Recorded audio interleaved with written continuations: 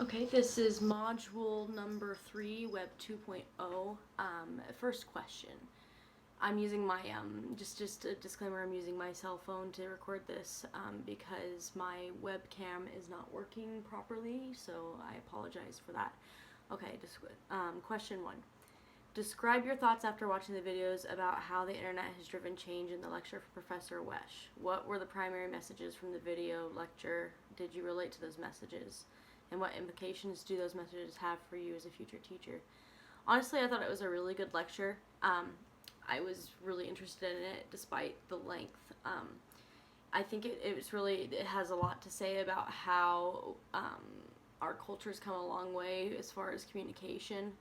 And how we've become a culture based around sharing and uniting our feelings through things we do on the internet, whether that be silly things like the Numa Numa Kid or anything like that. I think it's just interesting how he addressed it as an anthropology professor. I do believe that the internet has a lot of things to say about how we effectively communicate and effectively connect as a society.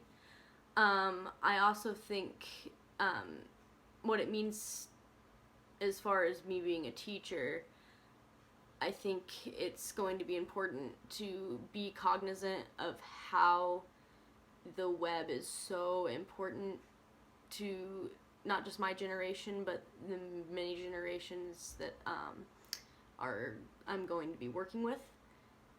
So it's really important to figure out how I can use the tools and the ways we communicate online to connect to my students, because that's what's relevant to them, and you should always try to connect your teaching to what is relevant to your students. And right now that happens to be mass media, sharing photos, videos, viral material.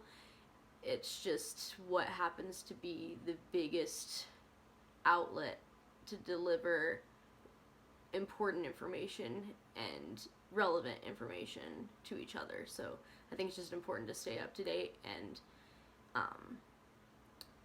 invested in what's going on. That way your students know that you care about them and what they are interested in. And you can also connect your subject matter through popular media and anything else that you would use to just connect about anything. Your subject matter does fit into that realm. You just have to be creative and try to find a way to connect it. The podcast I listened to was by a teacher named Angela Watson, and it's called Truths for Teachers. I thought it was an interesting choice. I didn't really want to listen to something super technical, so I picked this teacher, and she talks about, what we as teachers experience on a day-to-day basis. And the podcast I listened to was about basically not letting yourself get in over your head and realizing that you can work hard, but do not try to assume the role as the superhero. You are just one person. You have many people that you can rely on, like your fellow teachers and the administration. It's not up to you to completely fix all the problems of the world. You cannot bear that responsibility on your shoulders. I liked something she said, and I'll quote it. She said that teaching is a marathon, not a sprint. And so basically what she meant by that, I believe, is that you cannot allow yourself to take on too much responsibility at once. You need to space that out and just be prepared to do what you need to do so you don't have to experience burnout, and so you can take care of yourself as an individual. And the third question, what cloud-based bookmarking tool did you utilize, and what are your thoughts about using it? I used Reddit. I'm a regular Reddit user. I think that Reddit's a really nifty site.